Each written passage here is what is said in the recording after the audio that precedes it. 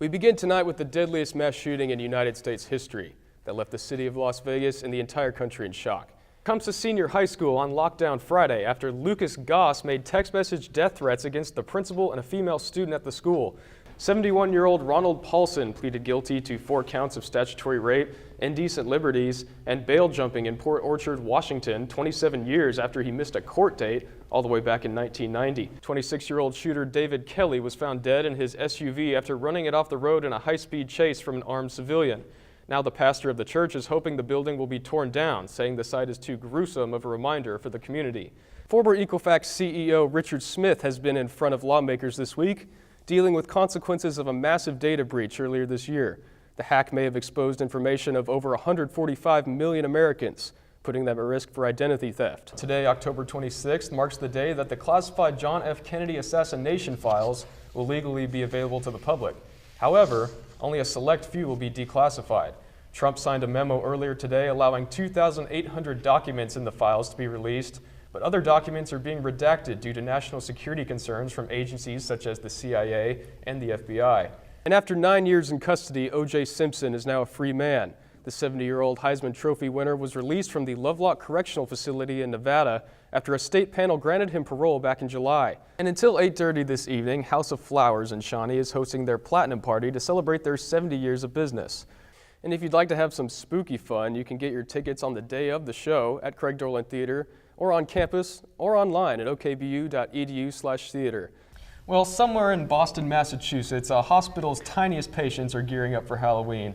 Through a nonprofit known as Sweet Peas, handmade costumes were distributed to premature babies, followed by a photo shoot held by the hospital.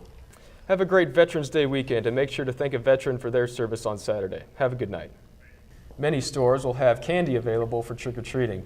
There will be a kids' costume contest in the center court of the mall starting at noon, and there will be first, second, and third place prizes. Almost anyone who's lived in the Shawnee area for several decades is aware of the 1984 cold case involving the then 17-year-old Shawnee High School student, Sandy Ray. That's right. This fall marks the 33rd anniversary of Sandy's disappearance, and with a new detective taking over the case last year, we here at OBU TV News decided to investigate the case for ourselves. Take a look. And Christmas season is hitting Shawnee in full force, and there is no shortage of festivities for getting yourself in the holiday spirit. And in an effort to solve more cold cases, Oklahoma authorities have decided to sell unique decks of playing cards to inmates in 6 state prisons. At $1.42 a pack, the cards feature images and short descriptions of missing persons, as well as pictures of victims in unsolved homicide cases. According to the Oklahoma State Department of Health, since September 1st, there have been over 100 hospitalizations and 2 deaths due to influenza in the state of Oklahoma. And with the NBA playoffs underway, it's not very often you see players struggle with physical mistakes this late in the season. It's even more surprising to see players like Kevin Durant choke in a playoff game like he did last Monday in the first round of the Western Conference playoffs. Durant shot a miserable 7 for 33 from the field, which was just bad enough to tie the great Michael Jordan's record of 26 shots missed in a playoff game.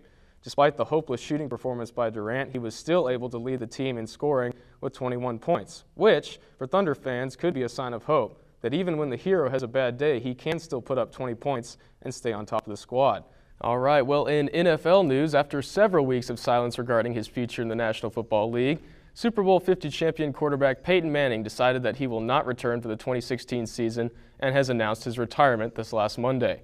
39-year-old Manning played 18 seasons in the NFL. 14 of those were spent with the Indianapolis Colts and 4 with the Denver Broncos. He holds the record for the most touchdown passes by any quarterback in history with 539 and accumulated 71,940 yards across the span of his career. And in baseball news, the OBU baseball team has been hard at work the last few weeks, putting up a 28-11 record so far this spring, but unfortunately took a loss to Southwestern Christian University 8-9 this last Tuesday. Starting pitcher Blake Whitehead took his 3rd loss of the year after being pulled in the first inning, while his reliever, Chad Bennett, wasn't able to fend off the Eagles' offense.